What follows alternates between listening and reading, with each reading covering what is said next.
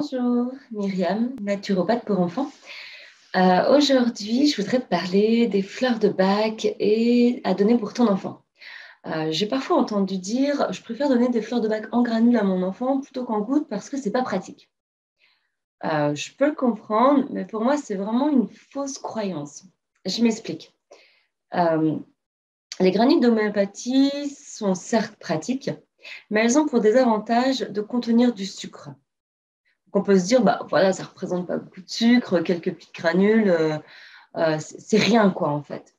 Mais au cumul des différentes prises, sachant que des fleurs de bac, il faut en prendre régulièrement dans la journée, donc 3 à 5 granules à chaque fois, ça peut représenter vite beaucoup de sucre en fait, avec un pic de glycémie qui se fait à chaque fois. Sans aller rentrer dans le détail de pourquoi le sucre c'est mauvais, c'est vrai que le sucre, c'est quand même déjà un réel problème dans l'alimentation de nos enfants, en fait.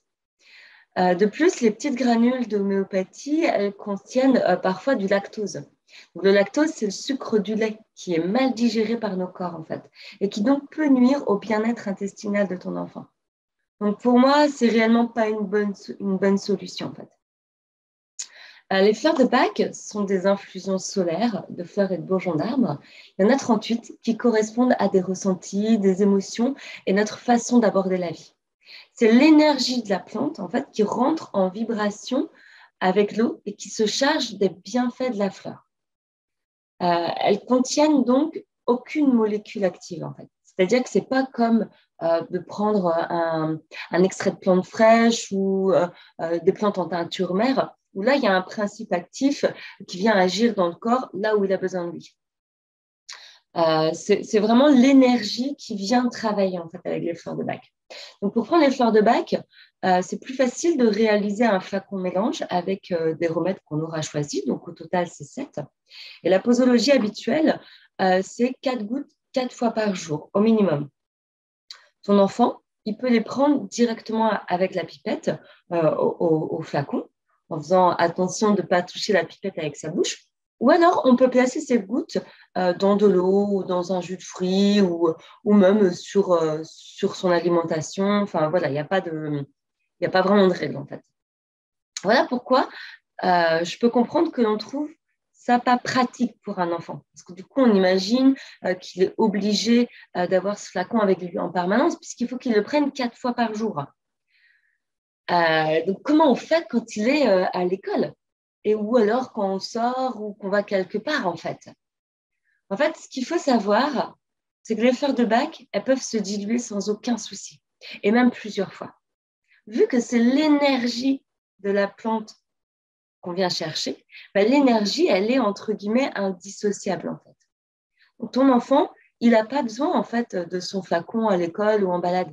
Il suffit de prendre 8 à 12 gouttes du flacon qu'on va mettre dans une gourde ou dans une petite bouteille d'eau pour qu'il puisse amener avec lui en fait cette gourde à l'école ou en balade.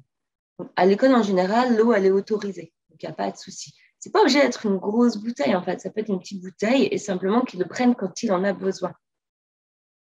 Bien sûr, il faut tout de même respecter la posologie de minimum 4 gouttes 4 fois par jour, sachant que c'est le minimum, il peut même en prendre un petit peu plus. Moi, j'aime bien prendre comme moyen mnémotechnique de donner des fleurs de bac aux enfants à chaque repas.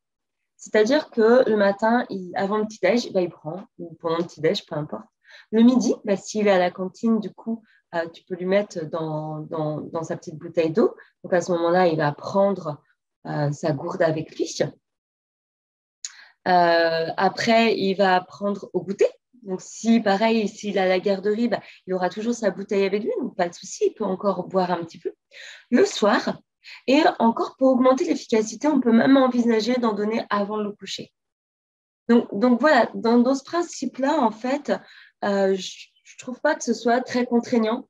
En tout cas, ce n'est pas plus contraignant que d'avoir un tube granule avec soi qui, en plus, apporte tous les désavantages que je viens de te nommer précédemment. Donc, c'est vrai que je trouve qu'en fait, c'est une fausse croyance de se dire que de donner en gouttes, ce n'est pas pratique. Au contraire, moi, je trouve ça plutôt pratique. On laisse le flacon à la maison, on se balade juste une bouteille d'eau. En plus, aujourd'hui, on ne boit pas assez d'eau, donc du coup, au final, ça fait une pierre deux coups. Donc voilà, j'espère que cette vidéo te permet d'éclaircir un peu de mystère au sujet des fleurs de bac. N'hésite pas à revenir vers moi si tu as des questions ou si tu as envie de me partager ton avis. Ce sera avec un plaisir que je te répondrai en commentaire. Euh, pour le choix en fait des fleurs, moi je t'invite à prendre conseil auprès d'une conseillère en fleurs de bac. Elle saura t'orienter pour t'aider dans ce choix-là. Une fois que tu auras été un peu plus aiguillé, tu pourras être plus facilement autonome à la maison. Voilà, j'espère que cette vidéo te servira. N'hésite pas à la partager autour de toi pour qu'elle serve à d'autres également. Pense à la liker, ça m'aide moi à me faire connaître. Et puis en attendant, je te dis à bientôt pour une prochaine vidéo et je te souhaite une bonne fin de journée. Au revoir.